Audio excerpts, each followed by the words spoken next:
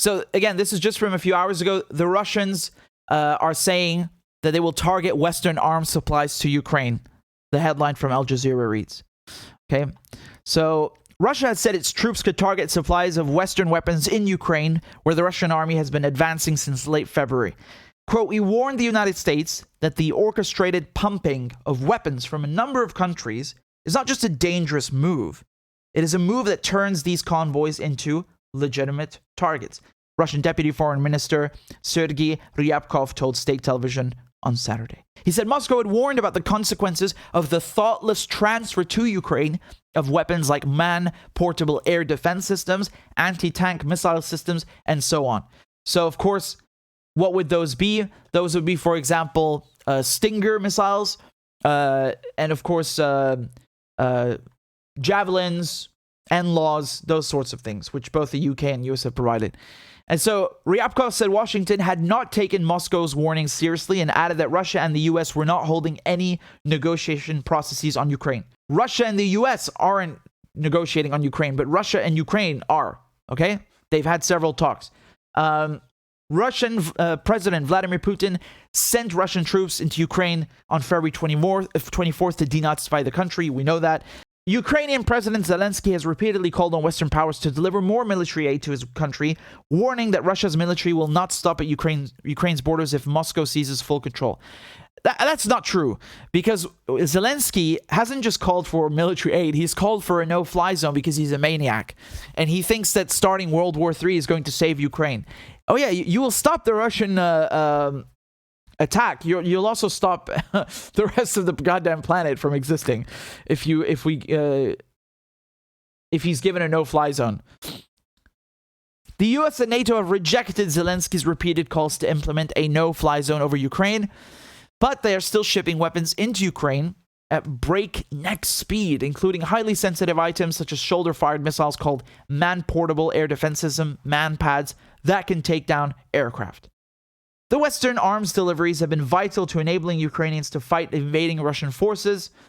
The U.S. Senate on Thursday approved hold on, that figure was so big, the whole thing scrolled up. $6.5 billion for military assistance to Ukraine. Whoa, wee-wah. Whoa, wee-wah. So you guys remember in January 2022, it was $200 million. Then it was $350 million. Look at that behemoth. $6.5 billion. But you guys need to remember, you're not allowed to have health care. Fuck you if you want to go to college. You have a medical emergency, go bankrupt. And screw you. Gotta send weapons to some Nazis in Ukraine. Top priority. For the first time in its history, the EU is also delivering weapons. We know that. I covered it with you guys. In Germany as well for the first time. Berlin, right, they would supply these anti-tank missiles. And so the Norwegian government also said it's donating 2,000 M72 anti-tank weapons. Aren't those things ancient? Look at the map, because they're saying Russian ground forces are 25 kilometers, meaning 16 miles from the center of the Ukrainian capital. So again, I'm going to show you the map just so you can have an update. This is March 12th, day 17 of the Russian Operation Invasion. And you can see where the Russian troops are in red. That's not looking good. I got to tell you something, man. We keep hearing that the Russians are losing. That's not what a losing army looks like. When you're advancing in big arrows and taking territory, you're winning. You're not losing. And I mean, at the very least, the Russians are still where they are. They're if you want to be, kind of conservative, you could say the Russians, they're not advancing that much, but they're in the same place. Well, obviously no one's able to push them back. The Russians, if the forces from north of Crimea down here link up with the other army group up here, you would have a successful pincer movement, slicing Ukraine in two. You get what I mean? You would have the Russians coming from the north and coming from the south and linking up, and then you would have Ukraine split in two parts, with the capital surrounded. I mean, that would be one of the most successful military victories in modern history, easily. Again, I just tell you what Scott said the other day, who's former Marine Corps, and he was in Desert Storm 1. The Americans, it took them weeks and weeks and weeks to get through and take Iraq. And that was without opposition. The Iraqi army was non-existent. And they had carpet bombed the country. The Russians are not carpet bombing. They are encountering tough resistance, and they're still advancing. So I don't know why they keep saying on the news that the Russians are losing. It's just a lie. It's just, look at the map. It's not true. That's not what losing looks like. I don't know why they keep insisting on that. So in any case, in terms of weapons, let me just go back to what we were saying now, that the Russians are threatening that they will target the shipment of weapons. This is what I was telling you from the beginning, because you have the in the first week they were handing out weapons in the streets to civilians. I mean, this is already like sending lambs to the slaughter, because these people, they're civilians. They don't have any training. And obviously, I understand at the same time, when you have an invasion or you have a foreign force in your country, whatever you call it, it's natural for the civilians to create a civil defense or a home guard, whatever you call it. It's normal.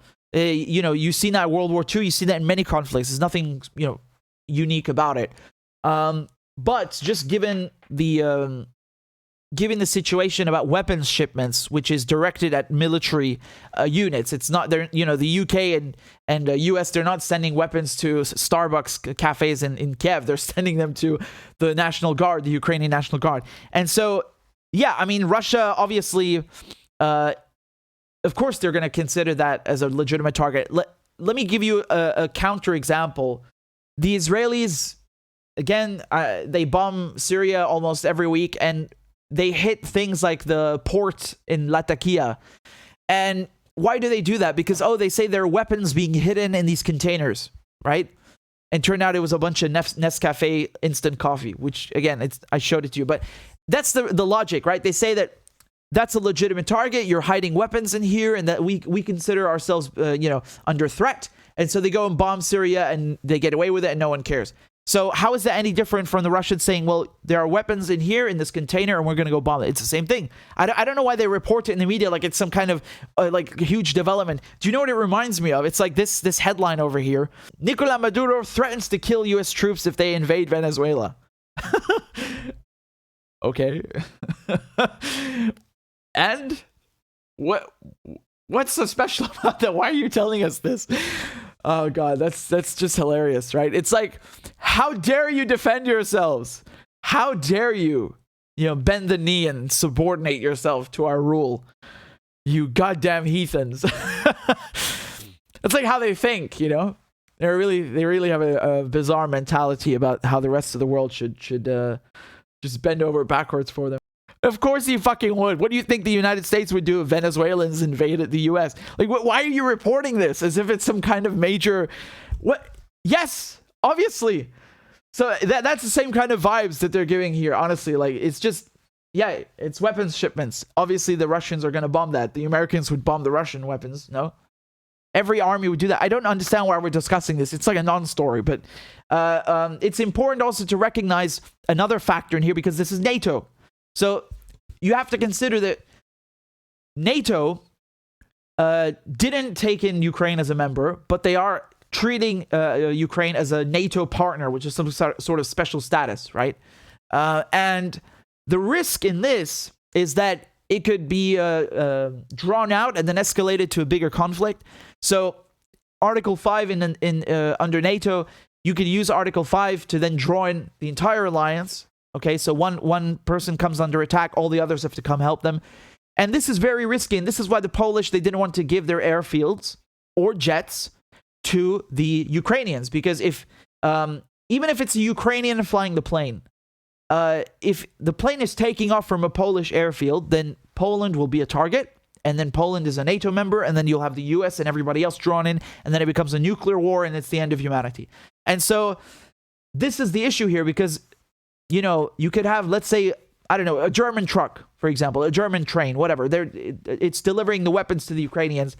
And then the Russians bomb that because they say it's a legitimate target. There were weapons on board going to the enemy. And then you've just bombed a NATO country, or let's say something that belongs to a NATO country, whatever it is, could be an armored vehicle, whatever's delivering this stuff. And you see how easily this can escalate. That is the problem. But I really hope it doesn't come to that, because even the US and NATO have had like the basic shred of common sense to say, no, we don't want a direct conflict, and we're not sending NATO troops, and we're not letting you use the I mean, the Polish said we're not letting you use our airfields, but then Blinken was insisting that they should. I don't know what the hell that was about. I guess he forgot about the danger of World War III. That was a bit weird. But in any case, it's not happening. 3 days ago, Politico reported that the U.S. is closing the door on sending fighter jets to Ukraine. U.S. officials all but shut the door on arming Ukraine with fighter jets 1 day after the Pentagon rejected a Polish proposal that would have transferred MiG-29 aircraft to the Ukrainian government via an American airbase in Germany. The Americans have many bases in Germany. The country with the most U.S. troops in Europe is Germany. I think it's about 38,000 troops.